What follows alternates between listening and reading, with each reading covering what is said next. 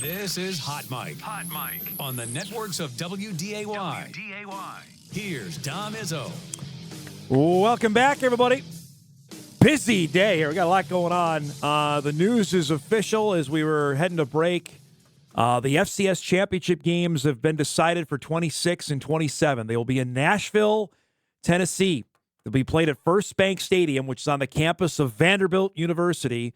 So for the championship games of January 2026 and January 2027, those games will be in Nashville as Toyota Stadium undergoes some massive renovations. They are slated to get the game in January of 28 as part of the original contract, but it'll be moving out of Frisco, and we'll have more on that coming up here later on in the show. So Nashville to get the games, the championship seasons of 25 and 26, the next 2 years, we played in Nashville, Tennessee. Our next guest just left the South. He was down in New Orleans. The Bison women's basketball team fell to Tulane on Tuesday afternoon. Jory Collins back with us. He joins us each and every Thursday at 10 o'clock. The Road Warriors, after going from Spokane, Washington to New Orleans, Louisiana. You got the most unique connections around, my man. that no one else has those.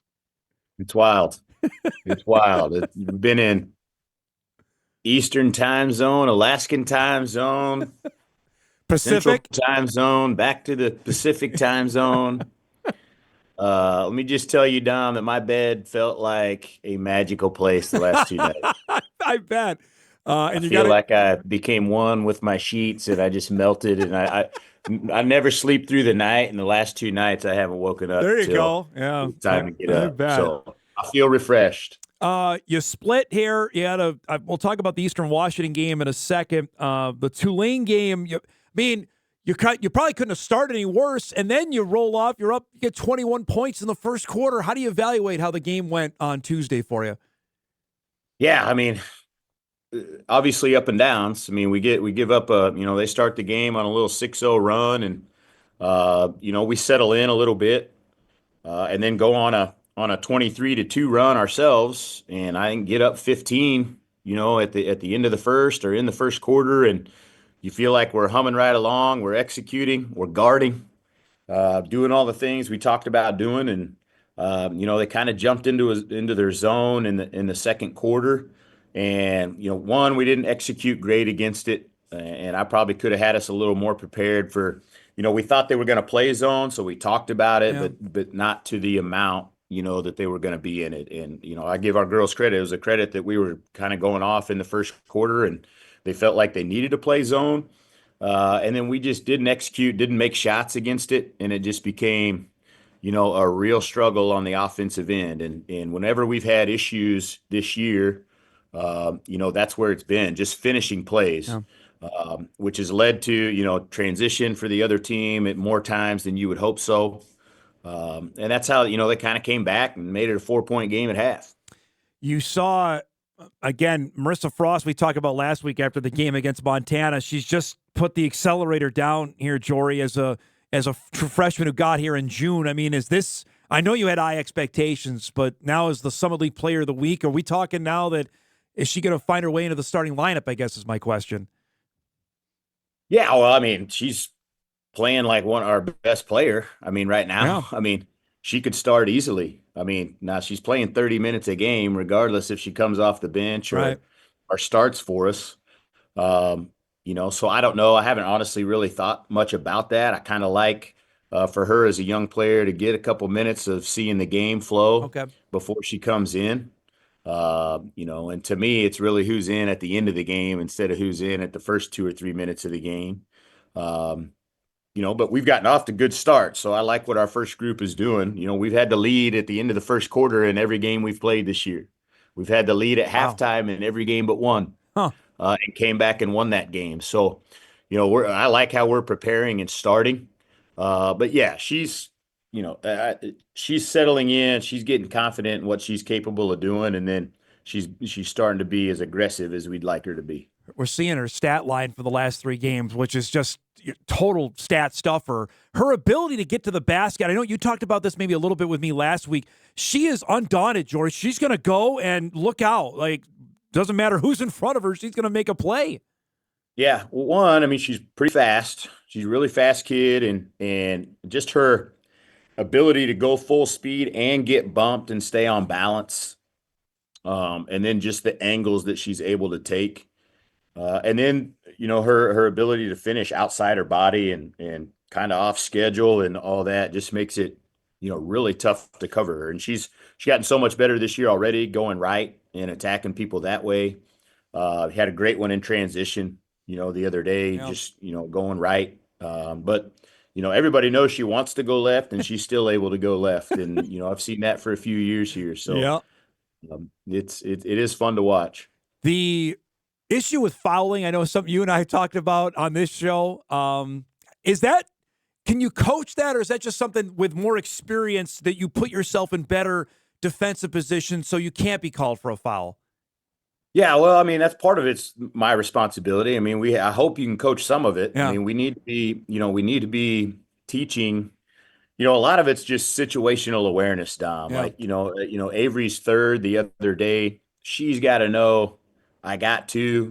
AK just got her third. I can't get my third right here. And as a young player, being able to just, maybe give somebody something when all you've been taught and coached on as a young person Don't. is we don't give up anything and nobody scores on us. Those little situations in gray areas of the game are where our team's going to get better. I mean, with nine underclassmen, there's not everything, they think things are black and white a lot of times. We do this or we do this. And there's a whole bunch of gray areas in between, where it just comes with experience. And those are things right now we got to learn because, again, we're in, the games where it's been hard for us. Specifically this game, Tulane and Charleston Southern, we're in bad foul trouble for long lengths of the second half. And credit to our team, we got out down 8 in the third quarter, battled back to tie it, and then felt like, hey, we're down 2 going into the fourth. We got a chance to take this game, even not finishing well or shooting well. But we couldn't have our guys out there that we needed to as much as we wanted to late in that game. And the same with the Charleston Southern game. Like I told you, we're 6-4. Yeah. Very easily could be 8-2, with those 2 wins. So again, for our young group, it's a process, and hopefully we're learning. I'm interested if I would have told you that record on here we are on December 12th. I know you still got 3 non-cons to go. Would you say, okay, I'll take that? Like expectation wise, say, okay, you're 6-4. What would you have told me back in November?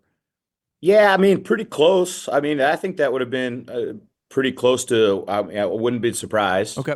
I wanted to have a winning. I want to have a winning non-con record this year. We didn't last year. We had a losing record going into conference play. Last year played a really tough schedule, but didn't. I think our team knew who we were playing and how we were playing and what our development and trajectory was going to be. And I think this team feels the same way. I mean, we're playing against some really good athletes right now. And they're a little bit bigger, a little bit faster, a little bit stronger in some spots. But we're also taking it to them in large portions of the game. And as a young group, those are all ways you're going to get better. Just being in those positions. So, we got our hands full next week. Yeah. I mean, Washington's really good. Boise State's really good. So we got to go on the road and try to get those done. But as frustrating it is to maybe lose a game or two, you could win and maybe should have won. I love what I think we're going to be here real soon. Well, we were talking about this off air. You're about 3 weeks away from starting conference play, and boy, you hit another gear when Summit League play began last year. You feel, hey, we're trending towards, okay, once January 1 hits, we could be a really different team by then. Yeah, 100%. It's starting to sink in for a lot of our players. You can see Marissa. Molly had a good game the other day. Those 2 new players handling the ball every time we play, I feel more and more comfortable about what they're going to be giving us. AK's been tremendous. She's had 2 clunkers and just happened to be in those 2 games where we couldn't make a basket. The other game she's shooting 100%. Right. It's like 5 for 5 or 6 for 6. And then, the 1 for 12 or 2 for 11. That's part of it. And we got to be able to deal with, days where we're not making shots, what else can we do to win these close games? And I think that's just, again, development of a young group and understanding the gray areas of the game, the special teams of the game where you can go try to make an impact, not fouling, rebounding, loose balls, getting a poke steal. Offense has been hard. Let me get out in the passing lane and poke one away and go get us a 2 here. Just some things like that we got to keep working through. I'm watching your game Saturday at the Dome as the football game's going on. I flip on it and see how the women are doing. And mention Abby Kraswinski doesn't miss a shot. 5 for 5 against Eastern Washington.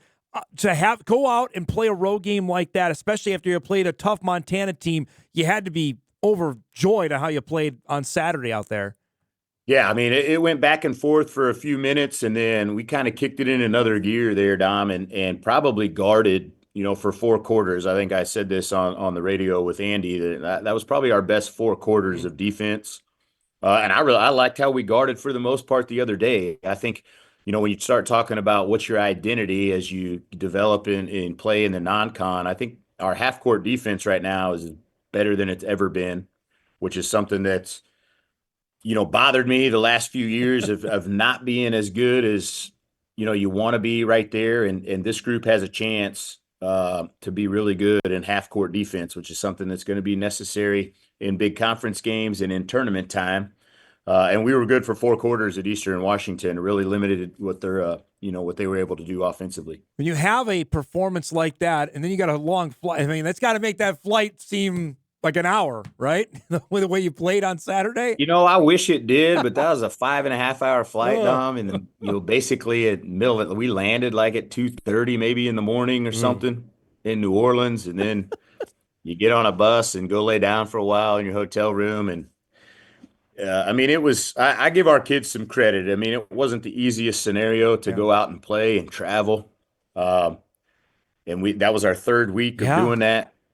Charleston the week before, Alaska the week before that, and we got one more. So we've talked about, hey, we're building toughness. I mean, this is mental and physical toughness right here. And our little 2-game road swings in the Summit League are going to feel like nothing, when you get on a bus for a couple hours and go somewhere. So I honestly, I hope that's, pays off for us, in conference play. So you put me on full blast. When I ask you about the Denver Oral Roberts trip, then I got nothing to ask you on that, okay, later in the year. That's right. Right. That's an easy trip. I was just noticing my what to watch tonight. We got a dandy of a game, Connecticut and Notre Dame playing tonight. I'm setting aside some time for that one tonight. Yeah, I think I'll have that one on as well. That ought to be I don't even know if I could pick that one right now. Notre Dame's playing pretty good. But I'm a Paige fan. Yeah. I hope she has a great one. Were you assuming she's the number 1 pick in the WNBA draft unless something crazy happens between now and then? Yeah, I mean, unless somebody comes out that, I don't know what if Juju would ever think about coming out. Yeah. I don't know. The girl at UCLA is having a great year. Yep. Remember watching her in high school, and Lauren Betts, and gosh, at her size and length too, she would have to be in the running if she did. But yeah, I mean, I think as far as marketing and all that stuff, I mean, Paige is going to have. That's somebody franchise wants. 2 things going on your team before I let you go. Abby Draper's had 2 plays here. I saw it against Eastern Washington and then again against Tulane. She's got out in the passing lane and made a full court run the other way and score. Describe that about Abby's game defensively of making a play and then turning that into offense. Yeah, I loved it. And I'm getting ready to meet with her this afternoon, and we're going to talk about finding more ways to be able to do that. She Drapes plays the 5 for us, and obviously is a slender built kid who's, great straight ahead athlete, great first step, pretty skilled, but, she doesn't have the size weight, to be able to bang with a lot of people. And it's how can you use what you got to make it be a difference, and not letting your guy catch it. Number 1 is something she should be trying to do. And it was fun to see her. She had 3 of them. 2 went for layups. Yeah. 1, we poked it into the backcourt, but using her length and athleticism against some bigger kids is great to see. It was tough. I was talking with Dave yesterday. that he preaches toughness. Are you there? Are you getting that kind of toughness you want to see? You mentioned it about the road warrior mentality. Yeah, I think we're developing that. Now I'm telling you, not finishing around the rim and the rebounding Yeah. margin, those to me are directly related to toughness, and we weren't very good. But against Eastern Washington, we were. It's we're a little Jekyll and Hyde, Yeah. and I think I was talking with Dave this morning too. I mean that's what youth is when you're bouncing up and down to being great and poor and you're in between is consistency comes with experience.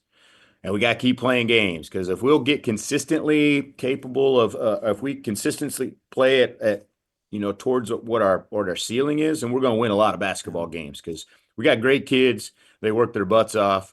They're coachable. But those areas are areas we got to keep growing. I know you had to get on an airplane. Were you able to see the end of the men's game at Butler on Tuesday night? Yes, we had it on right before we took off. Nice. We got to watch the last 5 minutes, really. So it was awesome. It was a great win. Heck of a ball game. Great performances by a couple of their guys. Yeah. Jakari, Jackson, both. I mean, it was awesome to see. Have you ever been there to Hinkle in your Never basketball have. Okay, I wasn't sure if Nope. you'd been there. We need to get him on the schedule because I'd love to go there. That's pretty good. Die-hard Hoosiers guy. I mean, greatest basketball movie ever. You're playing all over the country. You can't get to Indiana. Been Alaska, South Carolina. We can't get Indiana on the schedule. We're going to try. Working. I know you've been a busy man. Appreciate the time as always, and we'll talk next week on the road again, okay?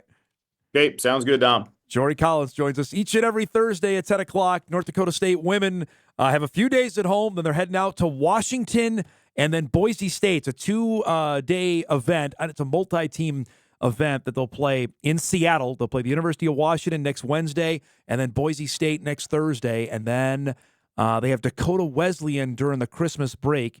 And that's it for the non-conference. Then it's on to Summit League play. And they're going to be heard from. I know they were picked third in the preseason poll, which is like, all right, they're expected to be in the top end.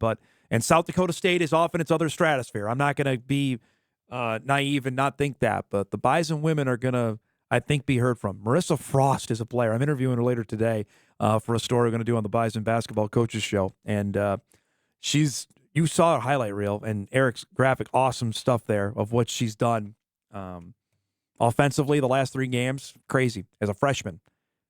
Might have found another gem there out of the Twin Cities. We're due for a break. We'll get caught up. We got a bunch of news happening. More on the FCS championship game going to Nashville for the next 2 years. And some emails coming in as well. We'll do that when Hot Mike returns after this.